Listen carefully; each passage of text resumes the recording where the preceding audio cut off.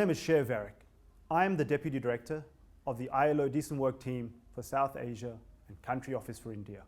I would like to refer to one specific area of our work that is very important, and that is gender equality in the world of work. We work on domestic workers and their rights and protection. We work on garment workers, similarly on their rights and protection, and look at a range of issues that are pertinent to the situation women face in the labour market. India has one of the lowest levels of female labour force participation in the world. Like most countries in South Asia, it is at around 30% of the working age population. The labour force participation of women actually declined during the 2000s. Now this was a period when the economy was growing at 8% on average, but nonetheless, a large number of women withdrew from the labour force, particularly in rural areas. Secondly, when women do work, they tend to be overrepresented in informal work, in unpaid work, etc. So the real challenge there is for women to be able to access better and decent, productive employment. Now thirdly, linked to that, there is the challenge of a number of gender disparities for women in the labour market. A key disparity is the gender wage gap.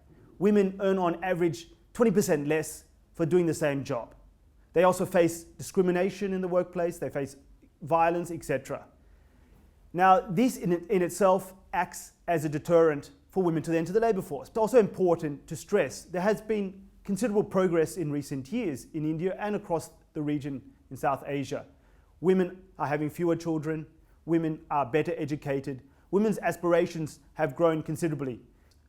There are 4 areas that will be critical in the coming years. Firstly, at the policy level. Given the low level of female labour force participation in India and other countries in the region, these issues must stand at the centre of the economic policy agenda. Secondly, the world of work is changing, even for the traditional occupations and where women have traditionally worked. Technology is rapidly changing the nature of the labour market. Therefore, it is also very important that we continue to monitor and research these areas. For example, global value chains have become a reality in India and other countries. This has in turn led to new forms of work, for example, home workers supplying the garment sector, which in turn exports to the brands around the world. Now, this has provided employment and important income, but it does pose issues around working conditions. Now, thirdly, it is also important that in the coming years we work on awareness around the rights for women workers and their protection, and build capacity to make sure that becomes a reality. Now really, the 4th area is linked to all of these 3 ones I've just mentioned: the policy, the research, awareness, capacity, and that is implementation.